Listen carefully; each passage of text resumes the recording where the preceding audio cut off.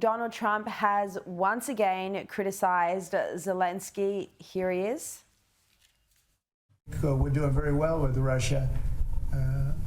But right now they're bombing the hell out of Ukraine. And Ukraine, I'm finding it more difficult, frankly, to deal with Ukraine. And in terms of getting a final settlement, it may be easier dealing with Russia.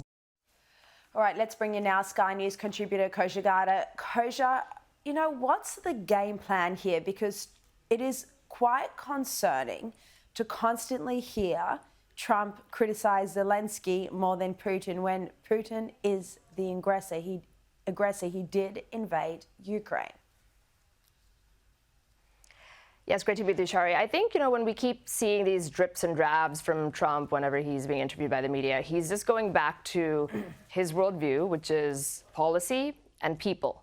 And as it relates to policy, he has said he wants the war to end, he wants peace, even if that means that it may not be fair in terms of how it ends with respect to the aggressor and the aggressed over here. And he has this viewpoint of realism, foreign policy realism, and if we have to make concessions and even let the bad actor here take something, if that means the war ends, that's sort of his view. The other piece of it is people, and that's, I think, what he was alluding to in that clip, where he does talk about the personalities, and maybe that's, that's life, that their politics is a combination of the actual person at the helm of it. And he has not made it any secret that he does find Zelensky a little bit of a difficult character, an unsympathetic figure, whereas he has alluded to the fact that he finds Putin maybe brutal, yes, maybe ruthless, yes, but a rational actor that he can reason with. That's sort of what he keeps intimating with those comments. And I think he's going to continue to hold ground until he can get both parties to the table and effect some sort of peace agreement and negotiated settlement, whatever that may look like. Yeah, and we spoke about this on the show last week, that Trump does see Zelensky, rightly or wrongly, as too close to the Democrats, too close to the Bidens.